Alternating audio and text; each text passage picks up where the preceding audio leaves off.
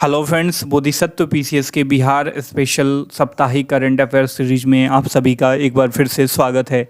इसमें हम 1 से 7 सितंबर 2021 के बीच बिहार में जो भी इम्पोर्टेंट डेवलपमेंट हुए हैं सबके बारे में देखेंगे, या आने वाले BPSC exam, CDPO, BSSC, Bihar SI और बिहार गवर्नमेंट के जो भी एग्जाम्स होते हैं सबके लिए इम्पोर्टेंट है।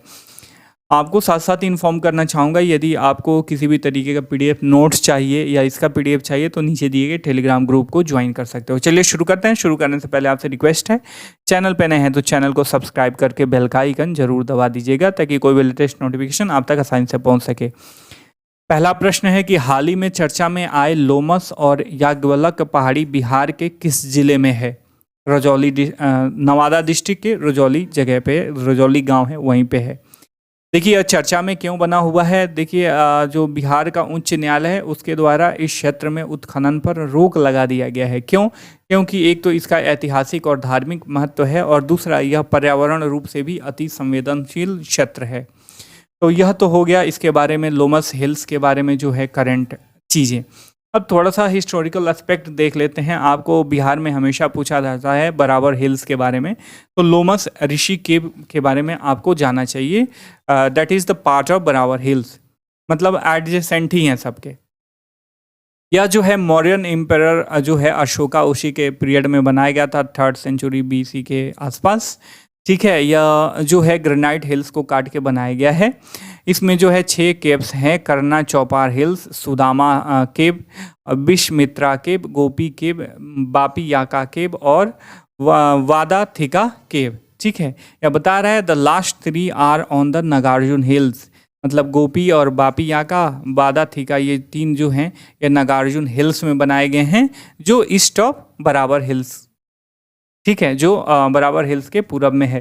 तो बराबर हिल्स और उसके एडजेसेंट जो भी हिल्स हैं वहाँ पे इंपॉर्टेंट जो साइट्स हैं आपको ध्यान में रखना चाहिए बिहार स्पेशल करंट अफेयर्स के लिहाज से। तो यदि करंट में है तो पूछेगा ही, साथ साथ हिस्टोरिकल एस्पेक्ट के तौर पे भी पूछा जाता है। अगला प्रश्न है कि बायोचार उर्वरक क्या है? देखिए हाल ही के दिनों में जो है बायोचार के बारे में बाद में चर्चा करेंगे, थोड़ा सा इसका वो देख लेते हैं बेस। देखिए पर्यावरण प्रदूषण जो है पराली जलाने से बहुत ज़्यादा हो रहा है। लोग धान उपजाते हैं और जो भी फसल अवशिष्ट है, नॉट इवन इफ धान, गेहूं हो गया, मक्का हो गया, उसको जलाते हैं तो पर्यावरण में कार्बन डाइऑक्साइड की मात्रा बढ़ती है, ग्लोबल वार्मिंग बढ़ती है, as you know about this. तो उसी का एक निदान है ये बायोचार उर्वरक। इसमें होगा क्या कि जो पुआल है उसको 400 डिग्री सेंटीग्रेड के उच्च तापमान पर जलाने के बाद जो शेष बचेगा वही है बायोचार उर्वरक, वही होगा बायोचार उर्वरक। इसका लाभ क्या है? पहला, एक तो यह पॉल्यूशन इससे कम होगा, प्रदूषण कम होगा, और उसके बाद जो है मिट्टी में कार्बन की कमी को जो है यह दूर करता है। ठीक है, ये जो बायोचार उर्वरक है मिट्टी में जिस भी मिट्टी में कार्बन की कमी होगी वहाँ पे यह कार्बन की कमी को दूर करेगा, और जलवायु अनुकूल कृषि में यह जो है सहायक सिद्ध है। इसकी शुरुआत शाहाबाद डिस्ट्रिक्ट, जो पहले शाहाबाद थी, अब इसको तोड़ के आरा, बक्सर, रोहतास, कैमूर बना दिया गया है। ठीक है, यहीं से होने वाली है, यहीं पे जो है इसके प्लांट सेटअप किए जाएंगे, क्योंकि इधर पराली जलाने से प्रदूषण सबसे अधिक दर्ज किया गया है। कैसे? मान लीजिए ये फसल अवशिष्ट है, ठीक है, यह फसल जो है फसल रेसिड्यू है, फसल अवशिष्ट है, इसको जलाएंगे हम 400 डिग्री सेंटीग्रेड पे, और जो बचेगा वो हमारा क्या होगा? बायोचार उर्वरक। अब इसको क्या करेंगे? खेतों में डालेंगे तो खेतों में कार्बन की पूर्ति होगी और जो है सस्टेनेबल कृषि होगी। ठीक है, यहाँ पे जो है कोई भी वैसा फर्टिलाइज़र, केमिकल फर्टिलाइज़र डालने की आवश्यकता नहीं है, तो बायोचार उर्वरक डाल के जो है आवर्धित हम फसल प्राप्त करेंगे। और यह किसका हिस्सा है? एक सस्टेनेबल ग्रीन एग्रीकल्चर का हिस्सा है। तो आप इस चीज़ को ध्यान में रखिएगा। अगर आप मेंस में लिख रहे हो इस टॉपिक को और बिहार गवर्नमेंट का इनिशिएटिव लिख रहे हो कि कार्बन प्रदूषण को कम करने के लिए बिहार सरकार का क्या मतलब स्टेप्स है, तो उसमें यह बायोचार उर्वरक के बारे में भी आप लिख सकते हो। अगला प्रश्न है कि हाल ही में संपन्न टोक्यो पैरालंपिक में बिहार के किस खिलाड़ी ने बैडमिंटन प्रतिस्पर्धा में स्वर्ण पदक जीता है? तो खिलाड़ी कौन है? प्रमोद भगत। ऐसा करने वाले यह प्रथम बिहारी खिलाड़ी हैं और यह हाजीपुर के शुभई गाँव के निवासी हैं। अगला प्रश्न है कि हाल ही में किस योजना को बिहार सरकार द्वारा लोक सेवाओं के अधिकार में शामिल किया गया है? तो वह योजना कौन सा है? हर घर नल का जल योजना। एज यू नो कि यह जो है 7 निश्चय पार्ट 1 का हिस्सा है। 7 निश्चय में कौन कौन से आते हैं? आरक्षित रोजगार, महिलाओं का अधिकार, आर्थिक हल, युवाओं को बल, हर घर बिजली, हर घर तक पक्की गली और नालियां, शौचालय निर्माण, घर का सम्मान, हर घर नल का जल, अवसर बढ़े आगे पढ़े। तो these are the 7 parts of 7 निश्चय योजना। पॉइंट 1.2 अब तो पॉइंट इसका दूसरा पार्ट भी आ गया है। ठीक है, आप इन दोनों को योजना के बारे में, दोनों योजनाओं के बारे में ध्यान रखना। प्रीलिम्स के साथ साथ मेंस के लिए भी लिहाज से भी काफ़ी इंपॉर्टेंट है। ठीक है, आगे बढ़ते हैं। अगला प्रश्न है कि हाल ही में संपन्न टोक्यो पैरालंपिक में बिहार के किस एथलीट ने हाई जंप T63 प्रतिस्पर्धा में कांस्य पदक जीता है? तो वह कौन है? शरद कुमार। ये हैं आपके शरद कुमार जी। ऐसा करने वाले भी यह बिहार के प्रथम एथलीट हैं और यह मुजफ्फरपुर के रहने वाले हैं। आप इन्हीं के बारे में ध्यान रखना। देखिए हुआ क्या है कि अभी जो भी पुरातत्विक विभाग है सेंट्रल गवर्नमेंट और स्टेट गवर्नमेंट का, यह बिहार में बहुत सारे साइट्स पे, हिस्टोरिकल साइट्स पे जो है एग्जीबिशन कर रहे हैं और खुदाई कर रहे हैं। ठीक है, लेकिन हुआ क्या है, कई सालों से खुदाई के बाद भी अभी तक इनका जो है रिपोर्ट प्रकाशित नहीं हो पा रहा है। तो ऐसा विभागों की शिकायत है, लोगों का शिकायत है कि भैया खुदाई तो हो रही है लेकिन रिपोर्ट क्या उसका आउटकम्स आ रहा है, क्या उससे आउटपुट निकल रहा है, उसके बारे में रिपोर्ट छपी नहीं रहा है।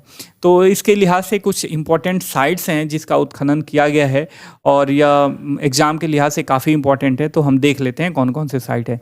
देखिए पांडव स्थान कहाँ है? समस्तीपुर में। चेचर, वैशाली, तेल्हारा नालंदा, घोड़ा कटोरा नालंदा, जुआफर नालंदा, रुकमणी स्थान नालंदा, कुटुम्बा औरंगाबाद, चौसा बक्सर। हिस्टोरिकल जब हिस्ट्री बिहार की स्पेशल हिस्ट्री पूछी जाती है तो उसमें 1-2 साइड भी पूछे जाते हैं, तो आप ध्यान में रखना चूँकि यह करंट अफेयर्स के लिहाज से भी इम्पोर्टेंट है और हिस्टोरिकल एस्पेक्ट से भी। लाल पहाड़ी लखीसराय, लारी अरवल, कोनहारा वैशाली, राम चौराहा वैशाली, ताराडी गया। ये इंपॉर्टेंट साइट्स हैं जहाँ पे खुदाई हुई है लेकिन अभी तक इसका रिपोर्ट जो है प्रकाशित नहीं हुआ है।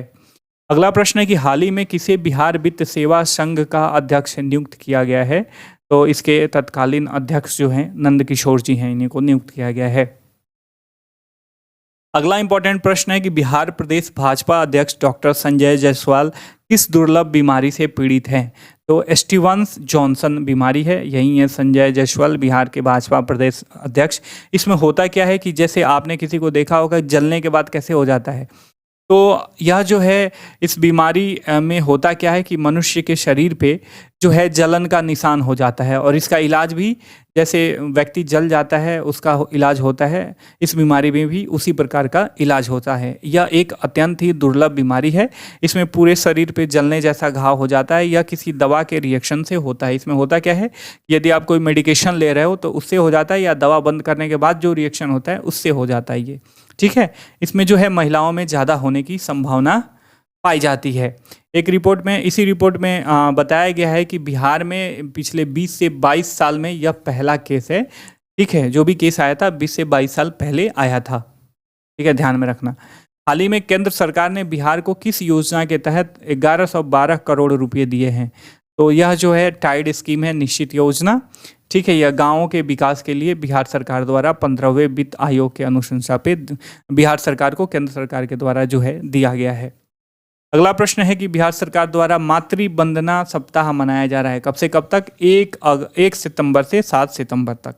ठीक है, ध्यान में रखना। बिहार सरकार के पंचवटी योजना में किन पौधों को शामिल किया गया है?